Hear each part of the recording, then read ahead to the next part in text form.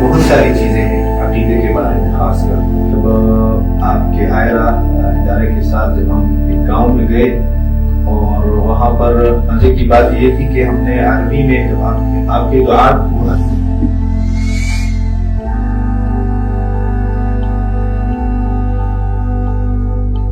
السلام علیکم ورحمۃ اللہ وبرکاتہ۔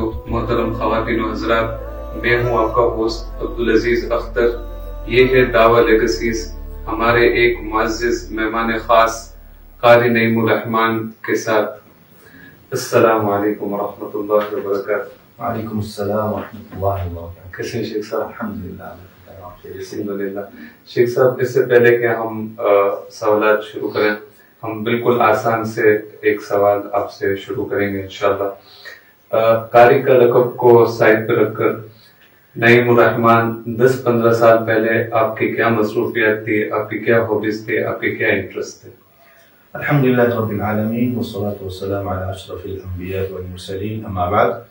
سب سے پہلے تو آپ کا شکریہ، آپ کے پورے ٹیم کا، آئرہ کا شکریہ جنہوں نے ہمیں بلایا اور بولنے کا موقع دیا۔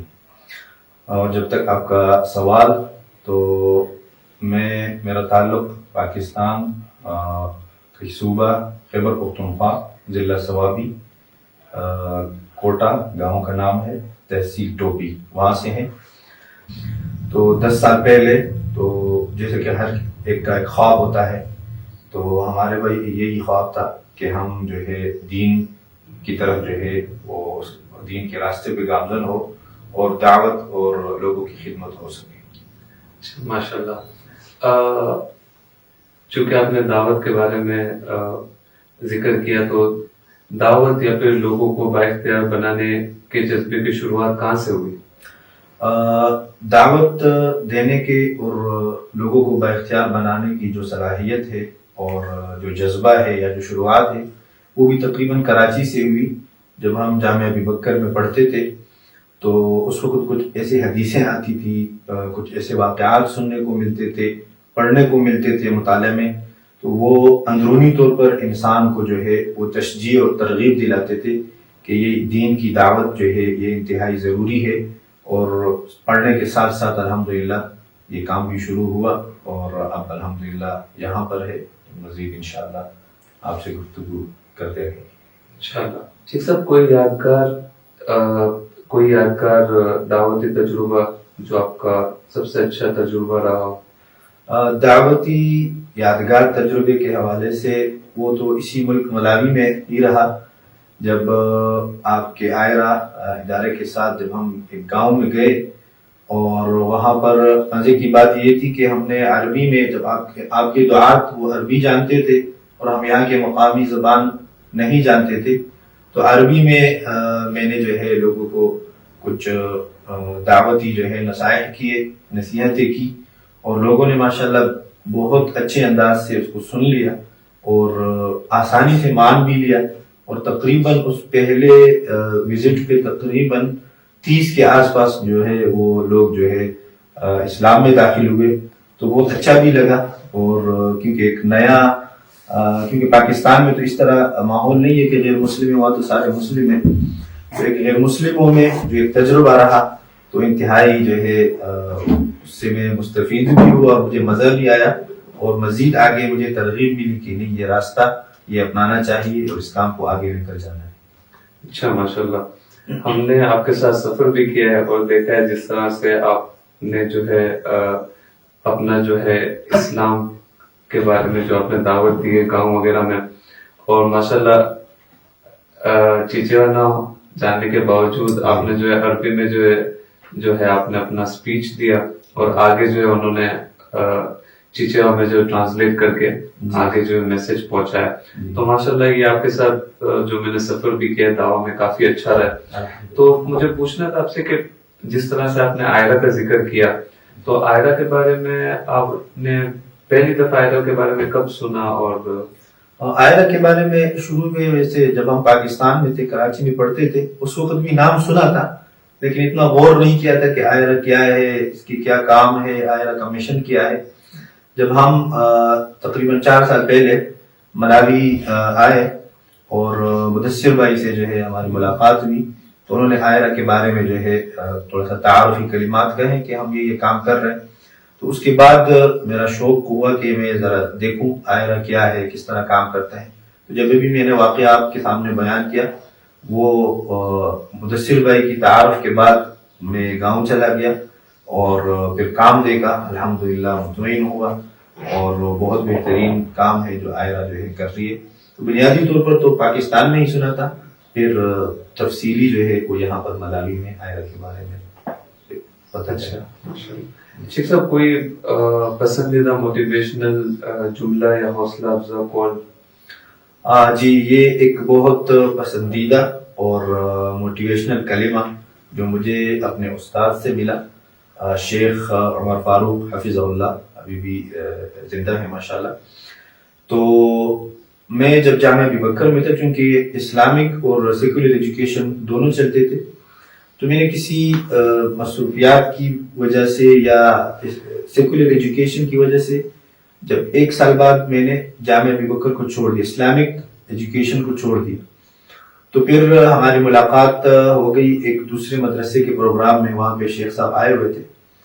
تو مجھے بہت پیارے انداز سے اسے دیکھا اور بہت پیار سے اس نے ایک دو کلمات کہے کہ اتق اللہ یا نعیم الرحمن، کہ اللہ سے ڈرو اے نعیم الرحمن، اور ترکت العلم واخترت الدنیا، کہ آپ نے علم کو چھوڑ دیا اور آپ نے دنیا کو سلیکٹ کر لیا.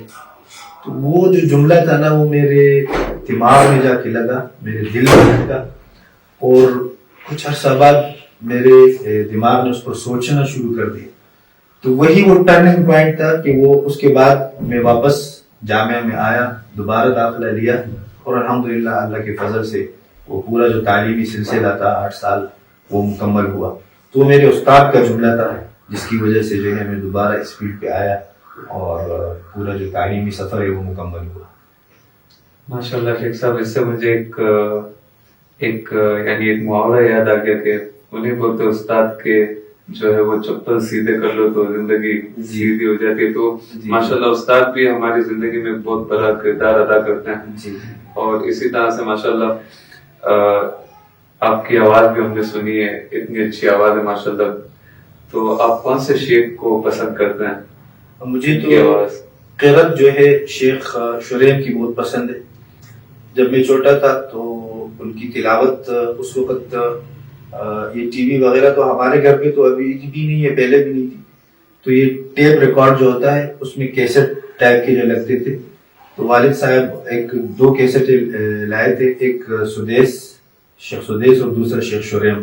ان دونوں میں جو مجھے پسند تھا شیخ شریم بہت پسند تھا، اس کو میں سنتا بھی تھا، اور اب میں الحمدللہ اس کی طرز میں بھی پڑھتا ہوں.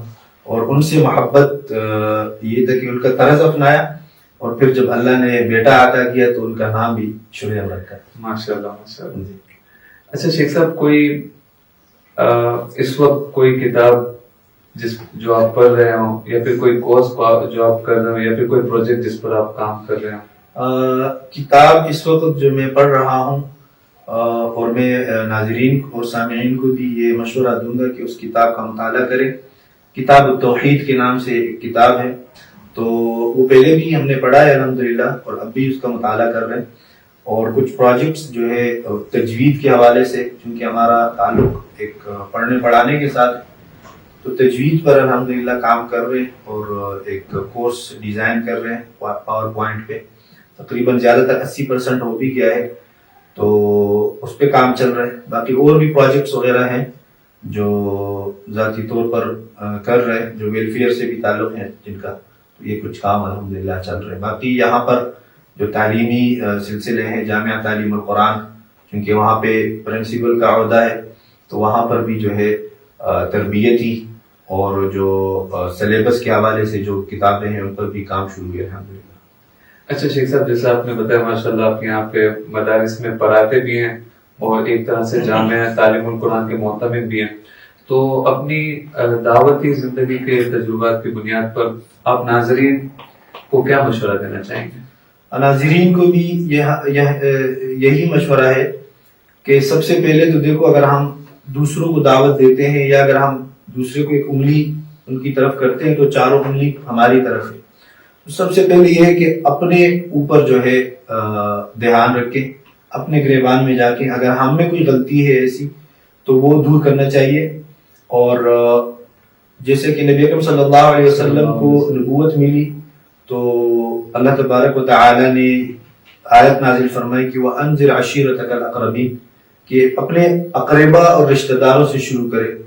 تو یہی مشورہ ہے اور کہ ہم اپنے گھر سے شروع کریں, پہلے اپنے آپ سے شروع کریں اور پھر اپنے بچوں سے شروع کریں اور پھر آس پاس جو قریب لوگ ہیں ان سے شروع کریں.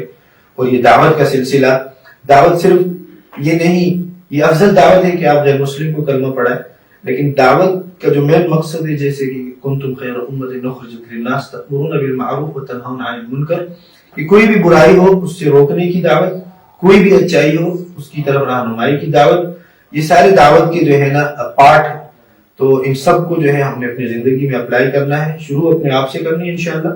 اور پھر یہ سلسلہ رکنا نہیں چاہیے کہ چلو ہمارا گھر تو ٹھیک ہے, ہم تو اسلام پر عمل کر رہے ہیں, نہیں, لیکن جو ہے آگے بھی لوگ جو ہیں جن کو اسلام نہیں پہنچا یا جن کو ضرورت ہے تو ان تک جو ہے یہ کام پہنچانا یہ اس امت کا کام ہے اور اس امت کے ہر بندے کا کام ہے. کہ بلغوا عنی ولو آیہ, نبی اکرم صلی اللہ علیہ وسلم نے ارشاد فرمایا کہ ایک بھی آیت ہو آپ کے پاس علم ہے تو وہ آگے پہنچ جائے. تو یہی پیغام ہے ناظرین کے لیے کہ خود عمل پیرا ہوں اسلام پر اور یہ دعوتی جو کام ہے یہ دوسروں تک پہنچائے. شیخ صاحب بس آپ کو جزائے خیر, آپ نے قرآن و حدیث کی روشنی میں جو ہمیں مشورہ دیا ہے وہ اللہ مجھے بھی توفیق دے کہ میں اس پر عمل کروں اور ہم سب کو توفیق دے اس پر عمل کریں.